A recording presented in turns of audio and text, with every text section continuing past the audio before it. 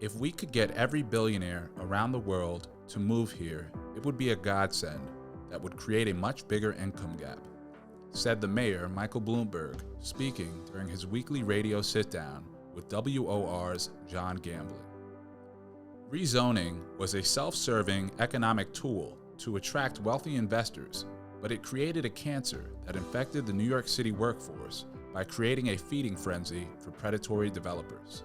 Soaring rents in NYC are not based on workforce wages or the economics of the city. The current rent crisis is due to mass rezoning that occurred during the golden age of the Bloomberg administration.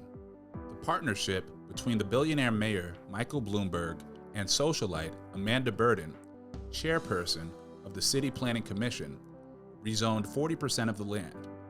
10,000 blocks were rezoned, and 120 rezoning applications were approved in New York City. The rezoning created investment opportunities for billionaires that economically reshuffled the entire population. This started with the creation of Billionaires Row.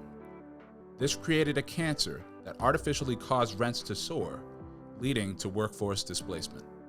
This was a city where firemen, teachers, MTA employees, and other indispensable workers could afford to live. The income diversity of NYC is what makes this city a beautiful mosaic that other cities try to replicate. The international contacts of Bloomberg LLP enabled access to every wealthy business person throughout the world. The purpose of the rezoning was to enable new investment areas for the wealthy.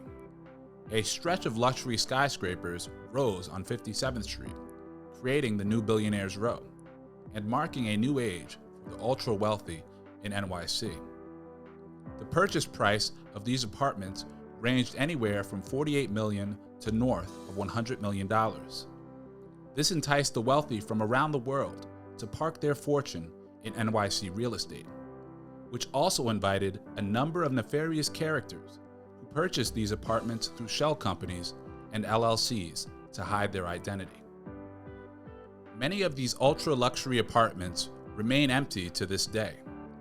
The explosion of ultra-expensive properties owned by LLCs alarmed the U.S. Treasury Department. The department released a directive requiring the name of a purchaser for properties north of $3 million. These LLCs created an economic cancer that infected the entire city and allowed the rich to invade neighborhoods like Harlem, Flushing, Bushwick, and many more. Families with incomes over $100,000 were priced out of Midtown into Uptown and outer boroughs. In 2000, the median rent in central Harlem was $830 per month. In 2021, the median rent was $1,300, which soared in 2024 to $2,755 per month. At 30% of income for rent, you have to earn at least $110,200 a year to afford to live in Harlem. However, the workforce earns between $33,000 and $70,000 a year. Soaring rents have also displaced a large percentage of African Americans. Between 2010 and 2020, NYC lost 200,000 African American residents, which is 9% of the Black population. NYC is losing 100 middle-class residents per day. Since 2020, nearly 94% of the state's population loss was from New York City. New York City is in the middle of a hiring crisis, unable to retain its workers or hire replacements. The city needs to fill over 20,000 jobs. 8% of municipal jobs are still vacant. There is a 20% vacancy rate for the Department of Social Services, which oversees the Human Resources Administration, and the Department of Homeless Services is meeting just 40% of its employment.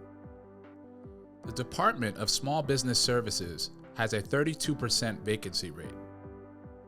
Investors into ultra-expensive properties for the purpose of making a profit and developers who hung a for sale sign on properties in NYC should be required to fund an affordable workforce housing fund. The workforce must be protected or the city will cease to operate efficiently. An affordable housing fund financed by real estate investors and developers should be proposed to the New York State Legislature to create a fully funded workforce housing fund. The workforce that keeps the city operating efficiently must be able to afford to live in the city close to their workplace.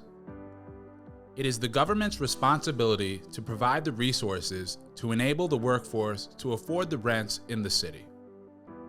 Here are the following asks to save Uptown. Rescind the Columbia University Education Mixed-Use Development Plan. Prioritize the development of Harlem on the Hudson and the Dyckman waterfront to create local jobs. Persuade Columbia University to include the Fairway properties in the development of Harlem on the Hudson.